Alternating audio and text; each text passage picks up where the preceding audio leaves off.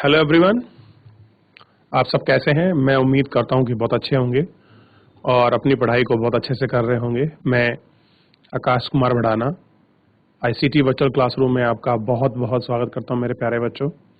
जैसा आपको पता है कि 7th क्लास है और हम लोग देख रहे हैं पृथ्वी हमारा आज सेकंड जो हमारी बुक है और आज हम लोग चैप्टर नंबर 8 पढ़ेंगे और चैप्टर नंबर 8 में हम लोग देखेंगे मानवीय पर्यावरण अंतःक्रिया उष्णकटिबंधीय आपके जो प्रदेश हैं उसको हम लोग अपने इस लेक्चर के माध्यम से पढ़ेंगे।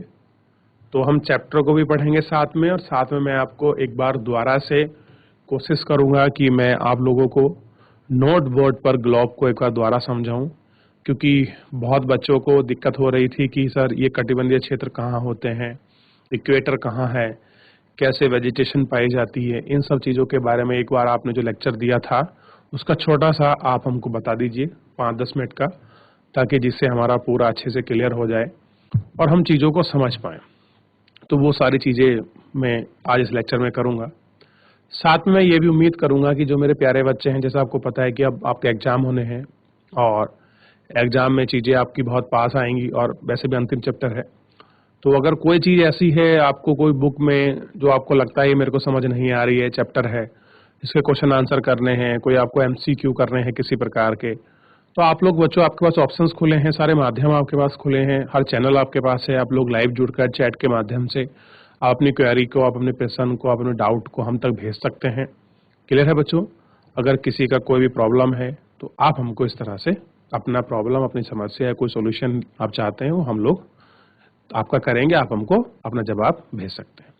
तो चलिए हम चल रहे हैं सीधा डिजिटल बोर्ड पर। तो बच्चों देखिए, चैप्टर जो है वो हमारे समक्ष है और हम इस चैप्टर में से जो हमारे लिए ज़्यादा इम्पोर्टेंट है उस पर ध्यान देंगे और बहुत सारी चीज़ों को पढ़ेंगे। जैसा आपको पता है, जब भी हम लोग कोई चैप्टर वो आपका प्रारंभ करते हैं तो किसी न किसी एक स्टोरी के साथ हम चीज़ों को लेकर वो आपका प्रारंभ करते हैं और उससे हम देख। अब इस चैप्टर को देख लीजिए, जो हमारा चैप्टर है क्या है, ध्यान दीजिए, मानव पर्यावरण अंतःक्रिया उष्ण कटिबंधीय एवं उपोष्ण कटिबंधीय प्रदेश। हमको वो सारे प्रदेशों को भी देखना है जो आपके उष्ण के हैं और उपोष्ण यानी कि ठंडे गर्म के भी हैं। तो अगर आपने ग्लोब पढ़ा होगा और ग्लोब में अगर आपने अच्छे से चीज़ों का अध्ययन किया होगा तो ग्लोब पर आपकी सारी चीज़ें बहुत अच्छे से क्लियर हो जाएंगी। ठीक, और ग्लोब में आप लोग देख सकते हैं सब चीज़ें किस तरह से हैं। देखिए, जैसे इसमें है, रेणुका बहुत उत्साहित थी। उत्साहित का मतलब होता है वो चीज़ों को जानने वाली, जिज्ञासा की चीज़ को देखने की इच्छा रखने वाला।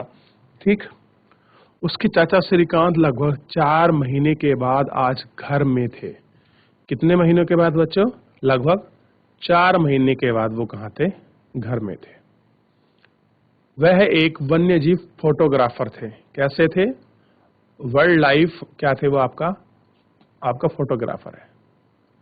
वाइल्ड लाइफ फोटोग्राफर जानते हो बच्चों आप क्या होते हैं? जो लोग जंगलों में जाकर जानवरों के फोटो, पेड़, प्राकृतिक के फोटो, जो आपके नेचर के जो फोटो खींचते हैं उसको बोलते हैं हम लोग वाइल्ड, जो होते हैं कि वन्य जीव आपके फोटोग्राफर। तथा बहुत यात्रा करते हैं और उन्हें बहुत लंबे लंबे दूर तक आपके ट्रैवल, आपकी यात्रा करनी होती है। बहुत छोटी उम्र से ही रेणुका की रुचि वन्य जीव एवं वनों में थी। और उसकी रुचि कहाँ थी, इंटरेस्ट कहाँ था? जो लोग आपके वन्य जीव हैं उनको था, उस पर था। ठीक है, ठीक। उसके चाचा ने प्राकृतिक संबंधी पुस्तकों का परिचय कराया। दूरस्थ भूस्थलों और वहां रहने वाले लोगों की तस्वीरों को हमेशा आकर्षित करते थे। क्या करते थे उनको? कि जो आपकी तस्वीरें हैं, ये तस्वीरें हमेशा क्या करती थी? उनको आकर्षित करती थी। ठीक, समझ में आया? अब देखिए, रेणुका, इन तस्वीरों में तुम विश्व के विभिन्न भागों के लोगों को देख सकती हो। इसमें कुछ शुष्क रेगिस्तान से हैं तो कुछ काफिले प्रदेश एवं कुछ गर्मियों नम वर्षा से। वे मुझसे कितना अलग दिखते हैं, रेणुका ने कहा। वे कितने भले ही अलग हो, लेकिन भोजन, कपड़ा, मकान जैसी एक ही मूलभूत आवश्यकताएं हमारे ही समान है। कह रहे चाहे उनका भोजन हो, कपड़ा हो, पानी हो, ये सारी चीजें हो, ये कैसी है मूलभूत, ये सब चीजें क्या होती हैं, अल्टीमेटली एक दूसरे के समान होते हैं। श्रीकांत चाचा ने कहा, उसके बच्चे भी शायद तुम्हारी तरह ही खेलते हैं, कभी झगड़ते हैं तो कभी समझौता कर लेते हैं, गाते हैं, नाचते हैं, घरेलू कार्यों में अपने परिवार की मदद करते हैं। वे प्रकृति के करीब रहते हैं एवं जीवन की शुरुआत में ही प्राकृतिक की देखभाल करना ही सीख जाते हैं। वे मछली पकड़ना, वनों से सामग्री एकत्रित करना चाहते हैं, यानी कि वे मछली को पकड़ना भी चाहते हैं और जो आपकी वनों में सामग्री है उसको एकत्र करना भी चाहते हैं। अध्याय 8, 9 एवं 10 में आप विश्व के विभिन्न प्राकृतिक प्रदेश निवासियों को जीवन के बारे में सीखेंगे। अमेजन बेसिन में जीवन। अब अमेजन जो है बच्चों आपकी नदी है, और इस अमेजन नदी को अगर आप लोग देखोगे और आपका पढ़ोगे तो आपको बहुत सारी चीजें इसमें क्या है आपको यूनिक दिखाई देंगी। देखिए, अमेजन बेसिन के विषय में जानने से पहले हम मानचित्र देखें कि चित्र 8.2 ध्यान दीजिए कि उष्णकटिबंधीय प्रदेश कर्क रेखा और मकर रेखा के मध्य स्थित है। इस चीज को मैं अभी आपको बताऊंगा कि कर्क रेखा और मकर रेखा के मध्य कैसे स्थित है। भूमध्य रेखा 10 डिग्री उत्तर और 10 डिग्री दक्षिण का आपके क्षेत्र को भूमध्य प्रदेश कहते हैं। क्या कहते हैं इसको? भूमध्य जो रेखीय प्रदेश भी इसको कहा जाता है, जो उसका बीच का रीजन होता है। तो उस बीच के रीजन को भी हम लोग देखेंगे। आइए ध्यान दीजिए। ये हमारे क्या बन गया, ग्लोब जैसा बन गया है। एग्जैक्ट नहीं है लेकिन थोड़ा ध्यान रखिएगा, लगभग वो जैसा ही है। आप इसको देखिएगा तो ग्लोब के बीचों बीच से एक लाइन गुजरती है, एक रेखा गुजरती है, जो होती है बच्चों आपको पता होना चाहिए 0 डिग्री पर। कितने होती है? 0 डिग्री पर। ध्यान रहेगा कितने पर होती है? 0 डिग्री पर। और इस लाइन को हम लोग बोलते हैं क्या? आपका भूमध्य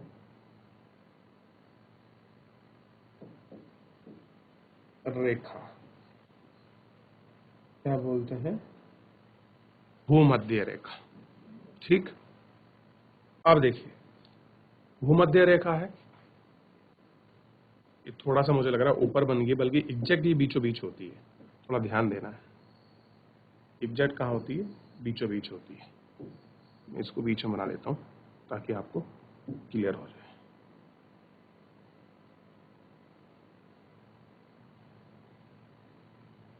ठीक है। और देखिए, ऐसा ही स्थिति एक ऊपर होती है।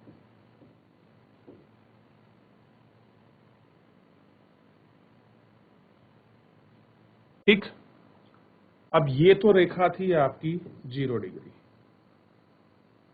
और ये है 23.5।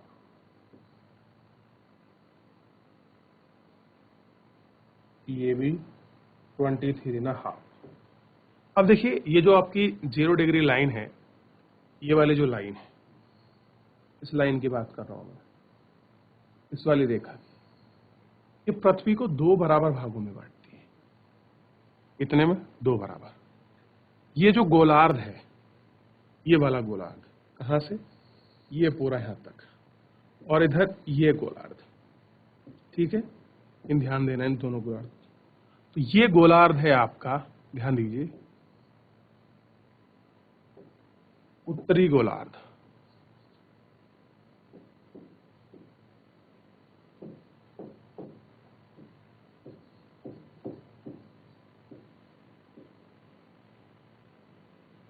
और ये कौन सा है?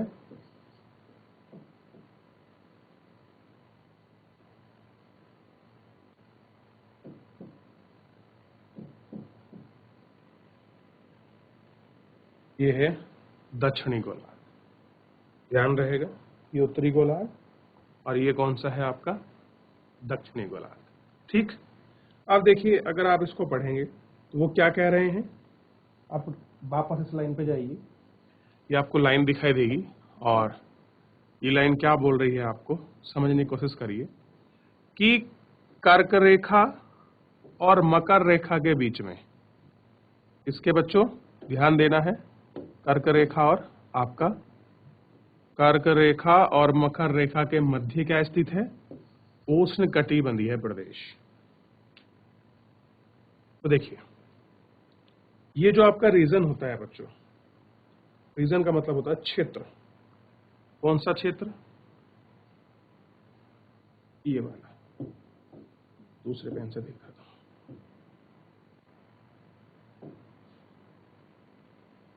ये दोनों का बीच का रीजन,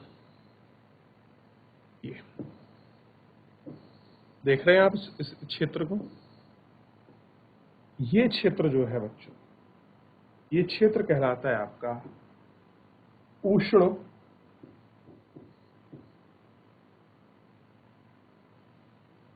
कटिबंधीय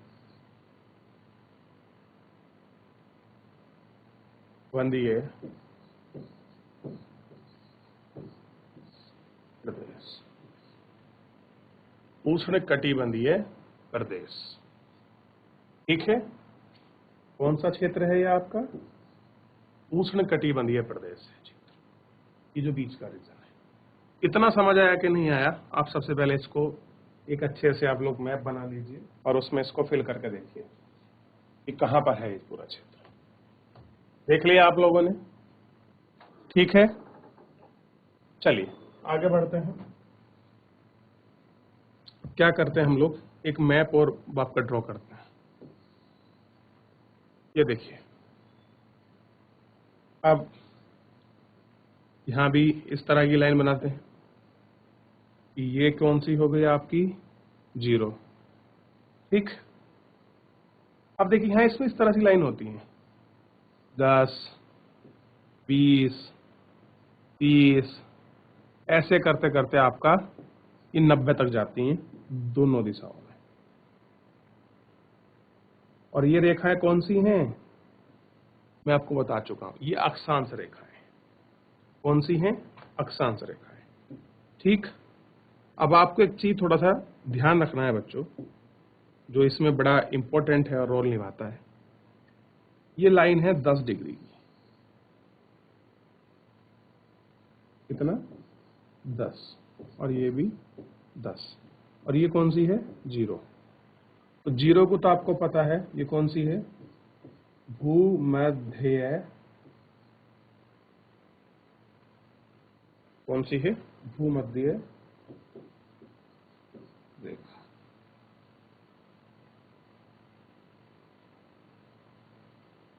ठीक है। अब ये क्या बात कर रहे हैं, इसमें आपको समझने की आवश्यकता है और देखने की क्या चीजें हैं, किस तरह से हैं। देखिए इसमें क्या है, अब ये जो इसके बीच का रीजन है, रीजन का मतलब ये जो पूरा क्षेत्र है, 10 डिग्री नॉर्थ और 10 डिग्री साउथ, ऐसे मानिए। देखिए मैं अभी साइड कर दूंगा, इसको डार्क कर दूंगा पूरा, तो आपको अच्छे से समझ आएगा कि मैं किस रीजन की बात कर रहा हूं।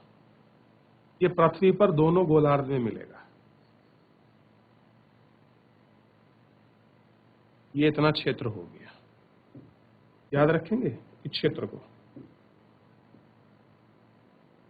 तो आप अगर इस क्षेत्र को देखते हैं, ये जो बीच का क्षेत्र है, ठीक है, इस बीच के क्षेत्र को अगर आप समझेंगे तो ये क्षेत्र कौन सा है बच्चों? ध्यान देना है, ये 10 डिग्री किस में था? नॉर्थ में था, और 10 डिग्री साउथ में।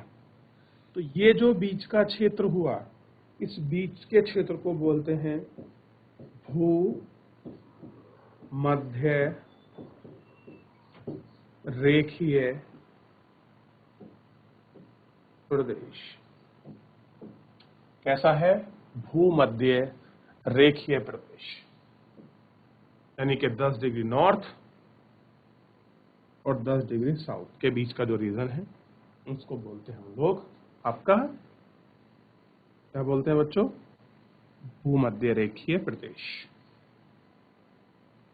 ठीक। अब दूसरा ध्यान दीजिए, जो हमने अभी अभी पढ़ा है, अब यहां थी आपकी मकर रेखा और यहां थी कर्क रेखा। ईयर 23.5 पे थी और ये भी कितने पे थी? 23.5 पे थी। ठीक। अब ये जो इन दोनों के बीच का क्षेत्र था, अब वो क्षेत्र कहां से था बच्चों? ये पूरा इसके नीचे तक आपका ड्रॉ हो रहा था, ये पूरा रीजन। मैं इसको दूसरे कलर से कर देता हूं ताकि आप इसको समझ लें थोड़ा सा मैं कहना क्या चाह रहा हूं। ये देखिए, इसको देखेंगे तो आपको चीजें क्लियर हो जाएंगी कि आप अभी छोटे क्लास के बच्चे हैं, तो उस तरह से ही मैं आपको समझा रहा हूं जिससे आप समझ सकते हैं। ठीक है।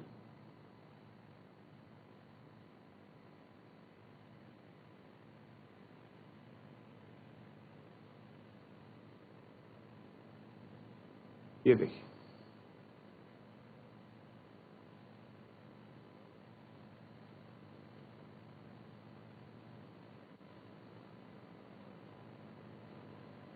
देख रहे हो बच्चों? तो ये जो पूरा रीजन है, ये रीजन है आपका कर्क रेखा और मकर रेखा के बीच का। यानी कि ध्यान दीजिए आप लोग इस पॉइंट पर थोड़ा सा कि कर्क रेखा व मकर रेखा के बीच के क्षेत्र कह लीजिए, प्रदेश कह लीजिए, या रीजन को तो क्या कहते हैं बच्चों? जैसे मैंने सबसे पहले आपको बताया है, आपको बताना, उसको बोलते हैं उष्ण कटिबंधीय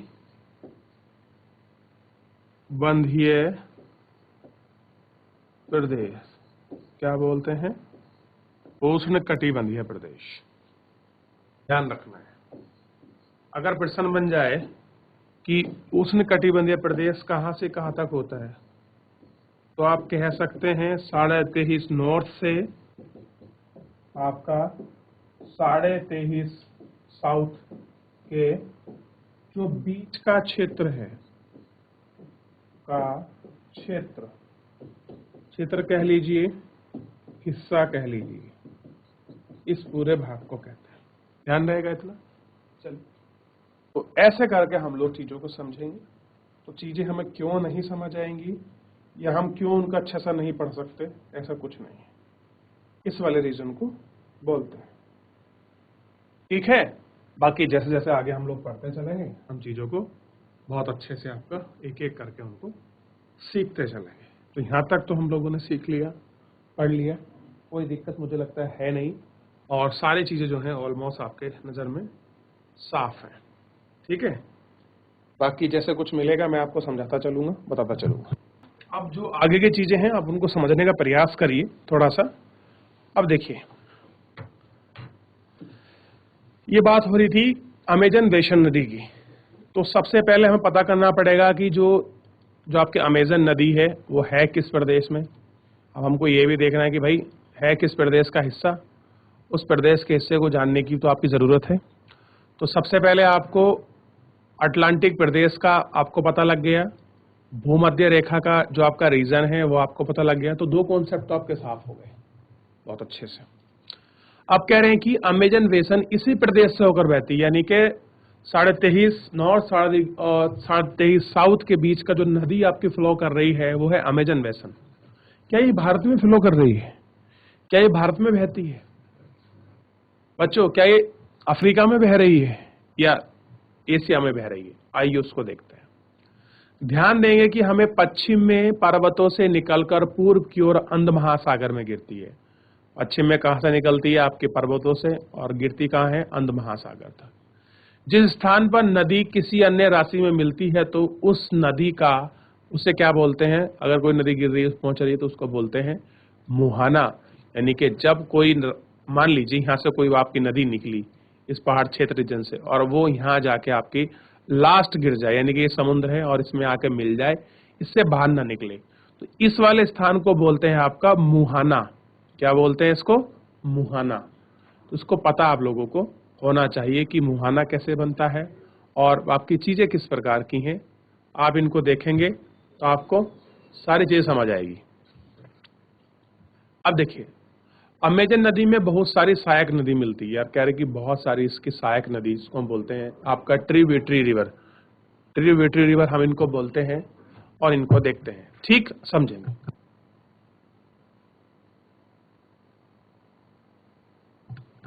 क्लियर है? आगे देखिए, यह नदी बेसिन ब्राजील के कुछ भागों, पेरू, बोलीविया, इक्वाडोर, आपके कोलंबिया, वेनेजुला के छोटे छोटे भागों से प्रभावित होती है। अब देखिए, आइए हम एक एक करके सबसे पहले देखते हैं और हम इसकी बात करते हैं।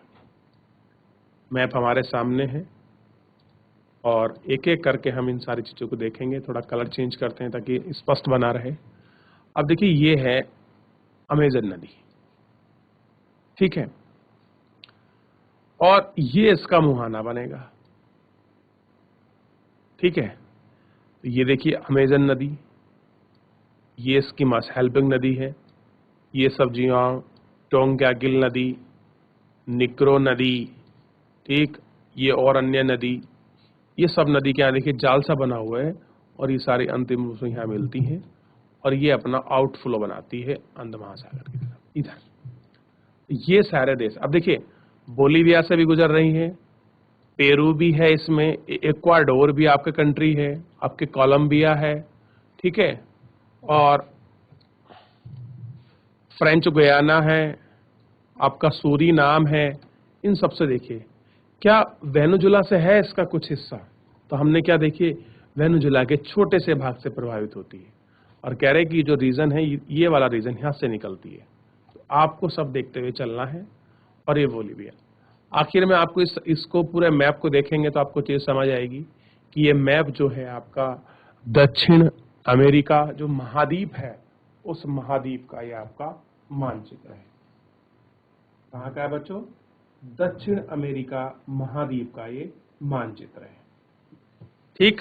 अब देखिए, इसमें एक कंट्री और है जिसका नाम है चिली, पराग्वे, अर्जेंटीना, उरुग्वे। इसको देखिए, ये आपने सुने हैं कभी इन देशों के नाम? आपने कभी फुटबॉल में सुने होंगे। ये अर्जेंटीना, चिली, आपके पराग्वे, उरुग्वे, पेरू, ये आपका फुटबॉल की बहुत बड़ी कंट्रियां हैं और यहाँ फुटबॉल के खिलाड़ी बहुत अच्छे अच्छे हैं। आपको पता होना चाहिए कि यहाँ का जो है खेल है वो भी आपका फुटबॉल बहुत आपका लोकप्रिय खेल है। आपको इन सब चीजों को देखना है।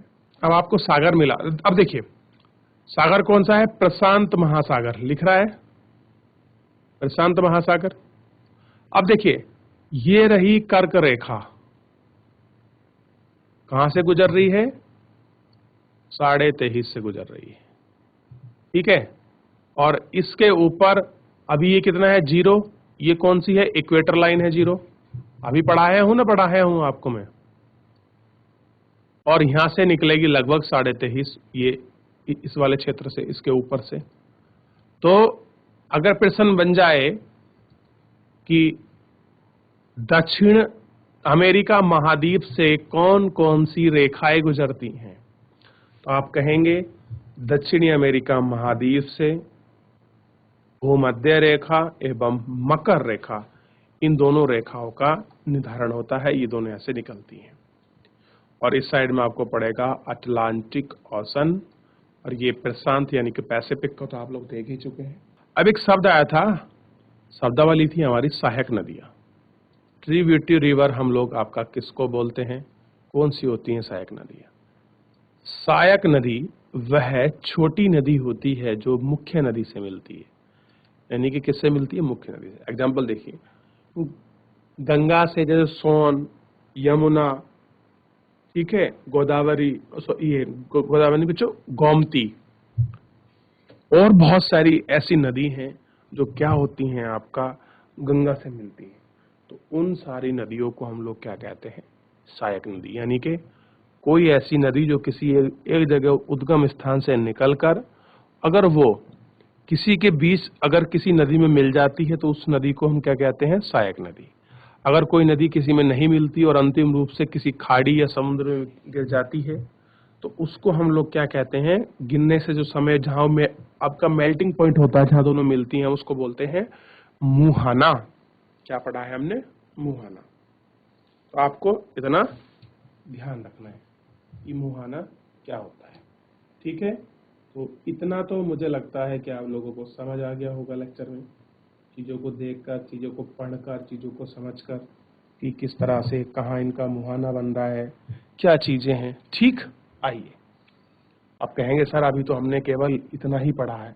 तो बच्चों देखिए, कुछ चीज़ें ऐसी हैं जो आपको बतानी महत्वपूर्ण थी, बच्चे पूछ रहे थे, इसलिए मैंने सबको एक एक करके सारी चीज़ों को पढ़ा दिया, समझा दिया, एक एक करके हमें देखा। और ये दक्षिणी अमेरिका महाद्वीप है।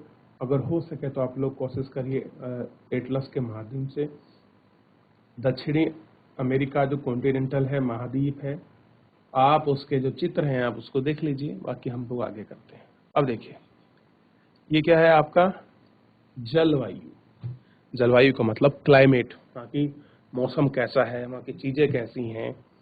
अब देखिए, किसी स्थान का क्लाइमेट ही सबसे बड़ा फैक्टर होता है वहाँ की डाइवर्सिटी को, वहाँ की चीज़ों को और वहाँ के संपन्नता लाने में, वहाँ के डेवलपमेंट में एक अपना बहुत बड़ा जो फैक्टर है, आप कह सकते हैं आयाम, वो कौन निभाता है? आपका किसी भी क्षेत्र का आपका जो वहाँ का रीजन है वो आपका बहुत अच्छे से उसको मतलब लीड करता है, वो उसको निभाता है।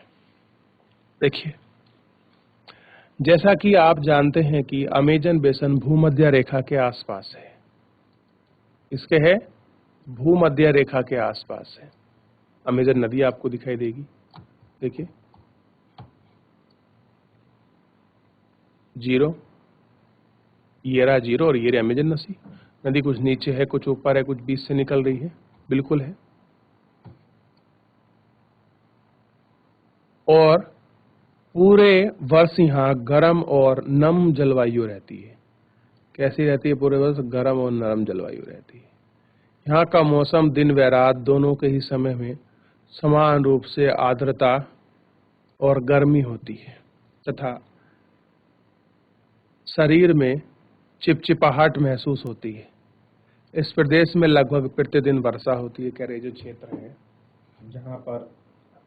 जहाँ से अमेजन नदी निकलती है, यहाँ पर लगभग रोज आपकी मतलब आपकी वर्षा होती है। आर्द्रता बहुत अच्छी है, गर्मी और आर्द्रता मतलब सेम लेवल पर रहती है। और क्या कह रहे हैं कि वहाँ भी बिना किसी पूर्व चेतावनी के दिन का तापमान और आर्द्रता अति उच्च होती है।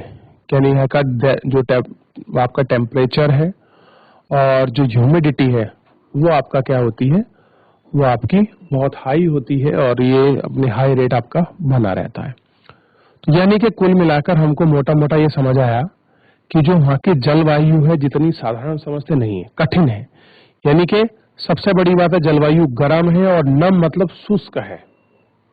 थोड़ी सी ह्यूमिडिटी मतलब थोड़ी सी क्या बच्चों, आर्द्रता बहुत ज्यादा है।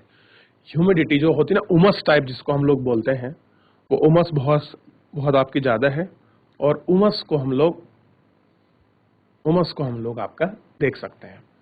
और देखिए, जब आपकी उमस होती है तो आप समझेंगे कि भले ही गर्मी ना हो लेकिन आपके शरीर का जो पसीना है वो सूखता नहीं है, चिपचिपाहट सी महसूस आपको होगी। ऐसा लगेगा पता नहीं क्या हो रहा है। ये सब आर्द्रता की वजह से होता है। और यहाँ क्या होता है, इस क्षेत्र में आपका प्रतिदिन आपकी वर्षा होती है। क्या होती है? आपकी प्रतिदिन वर्षा होती है। और जो दैनिक तापांतर है वो भी अच्छा बना रहता है। तापमान रात में थोड़ा सा क्या होता है? कम होता है। और यही कारण है यहाँ के लोगों का रंग काला होता है। कैसे होते हैं? काले होते हैं, सांवले कलर के होते हैं। ठीक, ध्यान दीजिए। तो बच्चों, आज के इस आपका लेक्चर के अंतर्गत हम लोगों ने उष्णकटिबंधीय प्रदेश को, भूमध्य रेखीय प्रदेश को बहुत अच्छे से पढ़ा, उसको मैप में देखा, जाना, स्थिति को पढ़ा। और हम लोग बात कर रहे थे आपका दक्षिण अमेरिका महाद्वीप की, कि अमेजन बेसिन नदी कहाँ से गुजरती है, कहाँ उसका बेसिन है, कहाँ उसका क्षेत्र है, किन किन देश से गुजरती है, कैसा उसका क्लाइमेटिकल आपका कंडीशन है। और उसकी जलवायु हमने देखा कि बहुत गर्म और कैसी है, शुष्क वाली है, यानी कि आर्द्रता वाली है। इसको हमने देखा। बाकी जो है अपना लेक्चर को हम लोग कल कंटिन्यू करेंगे। फिलहाल आप लोगों से मैं उम्मीद करता हूं कि बच्चे घर पर जाकर रिवीजन करेंगे और अपनी पढ़ाई को बहुत अच्छे से करेंगे। मुझसे जुड़ने के लिए आपका बहुत बहुत धन्यवाद।